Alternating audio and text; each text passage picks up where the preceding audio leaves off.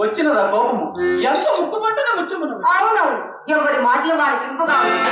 ఈ పూట ఎవరో తప్పక బయట ఇచ్చేదన్నారని నమ్మకంగా చెప్పి వెళ్ళిపోయినందులకు మా అమ్మనోడు కట్టవచ్చును కదా అని మహా సంతోషంతో ముస్తాపై కూర్చున్నందులకు కలిగిన ఫలమి. అదేమి పాపమో కానీ మీ మగవారు మా ఆడవారిని నమ్మనే నమ్మరుగా. ఏ చందాలు కన్న మాట కంత ఎందుకు హాస్యమనకు హద్దుండవలేనండి. వడలమండు హాస్యమా ఏమిటి? పోనిము పొరపాటే కానీ కానీ సుబ్బిశెట్టి ఎందుకు వచ్చినారు? అబ్బా, ఆ సంగతి ఈయనకి ఎలా తెలిసినది? ఈయన ఎందుకు చూశాడబ్బా? ఏమండి, ఆ సంగతి మీకెవరు చెప్పినారు? నేనే చూచినాను. వీధి గుమ్మమున వచ్చినచో మీ అమ్మ కంటపడవలసి వచ్చునని పెరటి గుమ్మం కనుక వచ్చేసరికి అతను తఠాలను బయటికి వచ్చినాడు. ఆ పాటను అతన్ని చూసి నేను, నన్ను చూసి అతడును తెల్లబోయినాము. అంతటా అతని కనవారము కలుగుకున్నట్లు కోడికమలాడుతూ కొంత దూరం కూడా వెంట వెళ్ళినాను. దూరం వెళ్ళారుగా, మరి ఎందుకు కేతించని అతనిని అడగలేకపోయిరా? అడిగినాను. మేలము కావలసి వచ్చినానని చెప్పినాడు కదా. ఇక మీ సందేహం ఏమిటండి? చెప్పినా కోపగించుకున్నావు కదా. కోపం ఎందులకు? నా ఇంట్లో ఏమైనా పాపం ఉండేది కదా. శాబాష్, అది మాట. ఇప్పుడు చెప్పిన వినము. మేలము కొరకు వచ్చిన వాడు విచ్చలవిడిగా వీధి గుమ్మమున పోక అలా బెదరుచు పెరటి దారిన పోవట ఎలా అని నా సందేహం.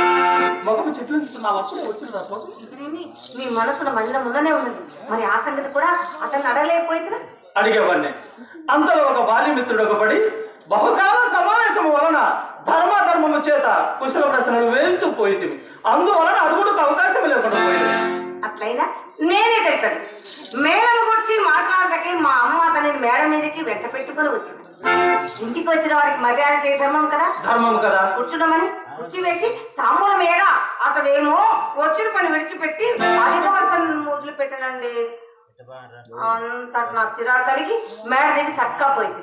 అమ్మ నా మనసు కనిపెట్టి తోడు చూపుతున్న నిమిషం మీద అతని దొడ్డిలోని తీసుకుపోయి ఆ దాన్ని ఆ వాళ్ళకు సాగరంపలేదు. మీరు నమ్మును మొక్కండు నడిచిన సంగతి మాత్రం ఈ మాట వేదముగా నేను ఎప్పుడు నమ్మలేదు.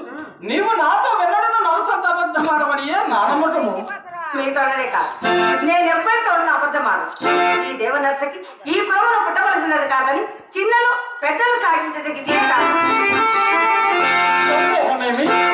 ఎవరి మాట నేను నిన్ను ఎన్నిసార్లు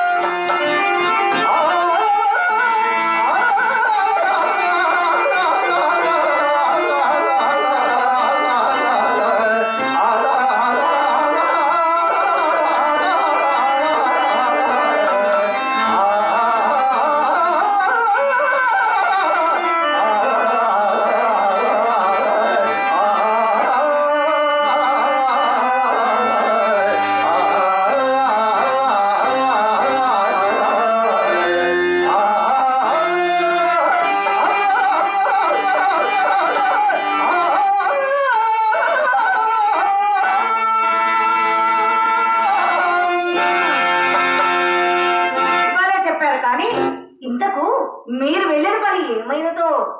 ఏమొకటికి ఏమున్నది? దైవము తరచుగా ధనికుల నాలుగులు తాటి పట్టెల తోడను, చేతులు చెవమరాకుల తోడను, హృదయము నొక్కు ముక్కుల తోడను చేయించుంటాను. చావు కబులు చల్లగా చెప్పటికే కావాలేను. ఇప్పటికి తీయగాని 2-3 దినములలో తప్పక సానుకూలము కాగలదు. ఇదేమిటండి ఎప్పటి పాఠం ఎదిగినది? ఇది వరకు రేపు రేపు రేపు మా ఆ రేపటికి ఇప్పుడు 2 త్రోపులు కూడా తగిలినవిగా. విని నీకు తోసినట్లను ఇంతవరకు ఇదిగో ఎదుగో అని త్రిప్పిన తొంటరి ఈ పూట తొండి చేయి చూపినాడు. అంత మరి ఒక తుంటరిని ఆశ్రయించినారు. ఆ తుంటరి మరికొన్ని రేపులు గడిపి ఆవుల తాలూకు తొంట చేయి చూపును. ఆ తొంట చేతులు తెచ్చి మా ఇంట తోరణ గుర్తు గురించి వెనక ఏ మంది పడినా నేనేమి చెప్పగలను? చిరాకు మాని చిరాకు మాని చివరుంటూ వినుము చింతామని. ఇప్పటికి 20 దినం ఉండి విని విని నా ప్రాణం విసిగినది. ఇంకా నువ్వు ఏమి వినాలండి? వచ్చాను, మీరు వెళ్ళలేదు మొదలు.